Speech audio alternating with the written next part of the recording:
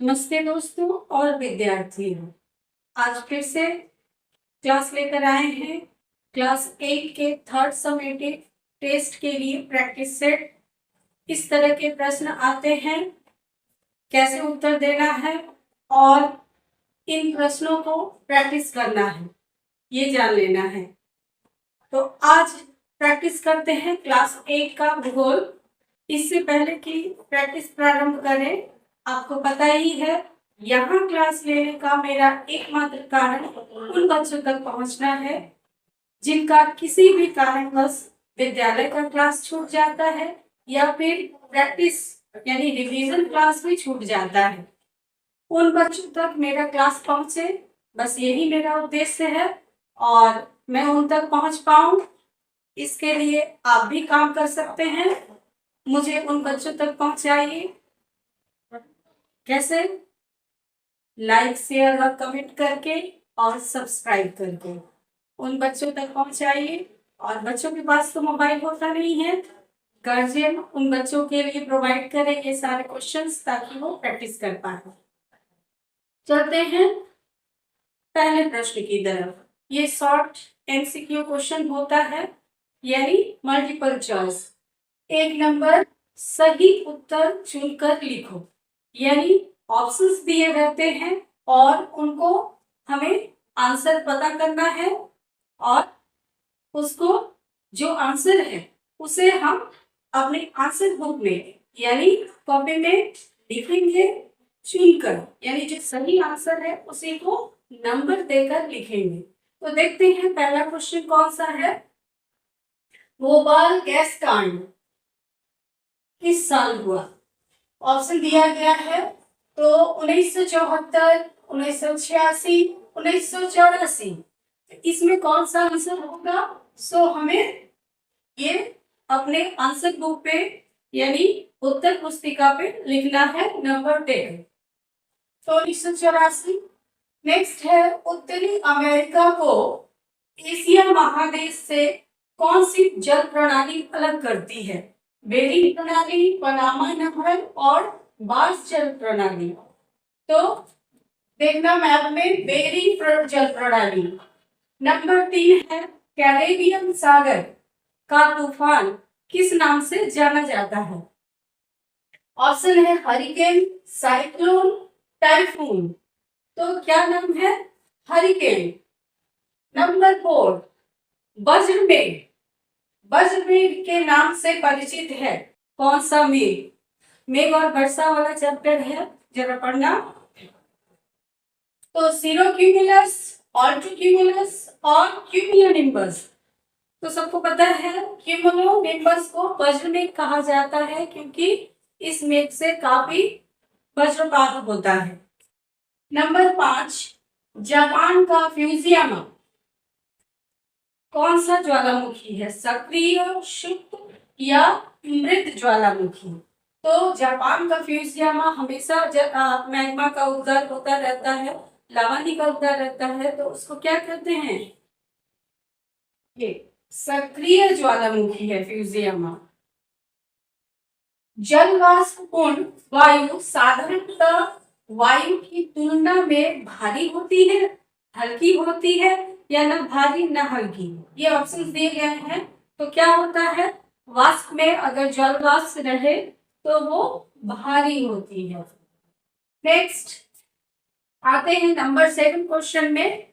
Question है, अपसारी पात पैमाना को संरक्षण से विनाशकारी, गठनकारी कौन सा पाक कहते हैं? यानी प्लेट संचलन वाला जो चैप्टर है वो पढ़ेंगे, उसका आंसर है विनाशकारी। नंबर 8, ओसानिया या ओसेनिया के एक क्षेत्र विशेष में रहने वाले लोगों के शरीर का रंग काला होता है, उस कारण से उस क्षेत्र का नाम क्या पड़ा है? माइक्रोनेशिया, पॉलिनेशिया या मेलानेशिया? तो ऑस्ट्रेलिया यानी ओसानिया का प्राकृतिक परिवेश 4 भागों में बांटा गया है, उसमें से एक है मेलानेशिया। ये आंसर होगा। मेलानेशिया जो है उनका रंग जो है वहां के लोगों का काला है, इसलिए उस क्षेत्र का नाम मेलानेशिया। 9 नंबर क्वेश्चन है, एशिया के साइबेरिया क्षेत्र में कौन से आदिवासी रहते हैं? फिर सामेरन या फिर रेड इंडियन? तो आंसर होगा रेड इंडियन। नंबर 10, 1992 में यानी 1992 में एक अर्थ समिट हुआ था, परिवेश से संबंधित एनवायरनमेंट का जो समिट होता है, अर्थ समिट, उसको कौन सा देश के शहर में, यहाँ पे शहर का ऑप्शन है इसलिए किस शहर में वो अर्थ समिट हुआ था? ऑप्शन दिया गया है भोपाल, शैंगुएन और रियो दी जेनेरियो या जेनेरो। तो ये आंसर है रियो दी जेनेरियो। तो ये इस प्रकार के ऑप्शन वाले क्वेश्चन फर्स्ट सेगमेंट में आते हैं। एक और प्रकार का क्वेश्चन आता है, बड़ा ही मजेदार क्वेश्चन होता है, मैं कौन हूं? ये क्या होता है? बच्चे काफी कंफ्यूज हो जाते हैं कभी कभी कि मैं कौन हूं, तो खुद अपने बारे में बताने लगते हैं। नहीं, ऐसा नहीं करना है। इसमें क्या होता है कि प्रश्न में ही परिचय दिया होता है कि किसके बारे में बताया जा रहा है और उसके बारे में एक शब्द में आंसर लिखना होता है। चलो जानते हैं, मैं कौन हूं समझकर, पहचान कर उत्तर लिखना है। पहले प्रश्नों को समझना है कि किसके बारे में बताया जा रहा है। चलो देखते हैं। 1 नंबर, मैं भूकंप के कारण समुद्र में होने वाला जलोच्छ्वास हूँ। यानी समुद्र के नीचे जब भूकंप होता है तो समुद्र का पानी काफी ऊंची लहरों के साथ उठता है और उससे क्या होता है, आसपास तटीय क्षेत्र में काफी तबाही होती है। तो उसको क्या कहते हैं? सही, सुनामी। तो सुनामी आंसर होगा।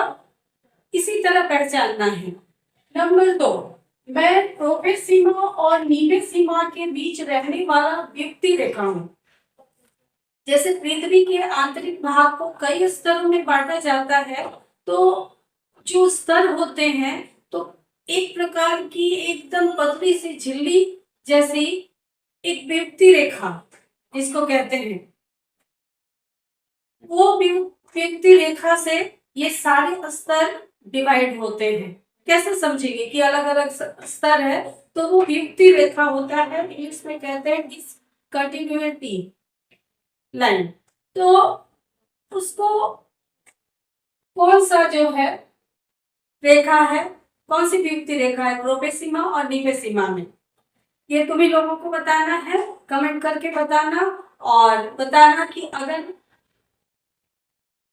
पृथ्वी के आंतरिक भाग के स्तरों के बारे में जानना है या व्यक्ति रेखा के बारे में जानना है तो मैं एक क्लास ले लूं कि नहीं लूं, कमेंट करके बताना।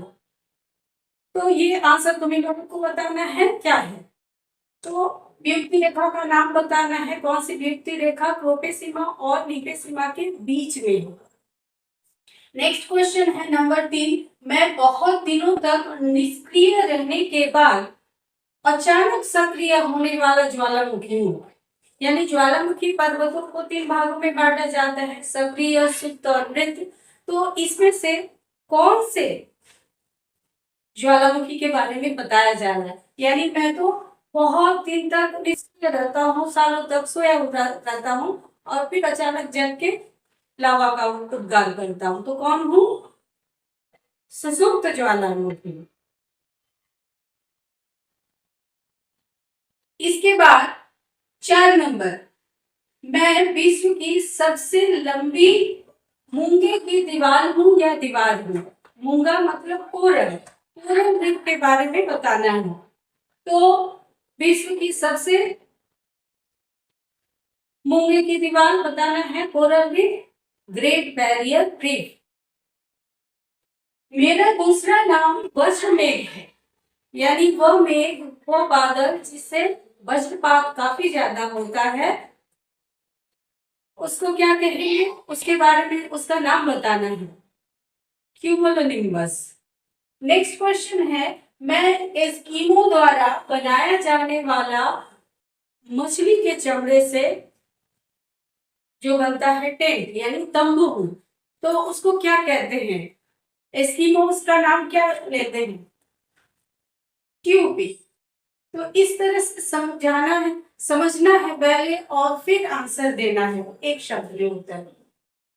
नेक्स्ट 7 नंबर क्वेश्चन है, मैंने बताया कि हवाएं उत्तरी गोलार्ध में अपने से दाईं ओर मुड़ जाती हैं और दक्षिणी गोलार्ध में अपने से बाईं ओर मुड़ती हैं। किस वैज्ञानिक ने या किस भूगोलवेत्ता ने इसे बताया था? कौन सा नियम है? फेरल का नियम। तो यूलियम फेरल आंसर होगा क्या? यूलियम फेरल, उन्होंने ही बताया था। नंबर 8, मैं भारत के गढ़वाल क्षेत्र में वन रक्षा यानी पेड़ों की कटाई नहीं करनी है, उसकी रक्षा करनी है, इसके लिए मैंने आंदोलन चलाया था, तो उस व्यक्ति का नाम लिखना है। व्यक्ति कौन थे? सुंदरलाल बहुगुणा। यहाँ पे पूछा गया मैं आंदोलन हूँ, तो कौन से आंदोलन का नाम लिखना है? चिपको आंदोलन। अगर व्यक्ति के बारे में पूछा जाता तो सुंदरलाल बहुगुणा, और आंदोलन के नाम पूछा जा रहा है आंदोलन हूँ तो चिपको आंदोलन। नंबर 9, मुझे विश्व का कसाई खाना कहा जाता है यानी slaughter house of the world, हम लोग पढ़े हैं। हाँ, शिकागो। शिकागो को विश्व का कसाई खाना कहते हैं। नंबर 10, मैं वह स्केल हूं जिससे खनिज की कठोरता मापी जाती है, यानी कौन सा खनिज कितना कठोर है इसका माप हम लोग इसी स्केल से करते हैं। तो इस स्केल का नाम बताना है, कौन सा स्केल है? मोह स्केल। ठीक है, मोह स्केल। तो ये बड़ा ही मजेदार प्रकार का क्वेश्चन होता है, इसे समझना होता है फिर आंसर देना होता है। तो ऐसे इसको प्रैक्टिस कर लेंगे। 10 क्वेश्चन यहाँ पे है, इसे शेयर भी करना अपने दोस्तों के बीच ताकि वे भी प्रैक्टिस कर सके और अच्छे नंबर ले सकें।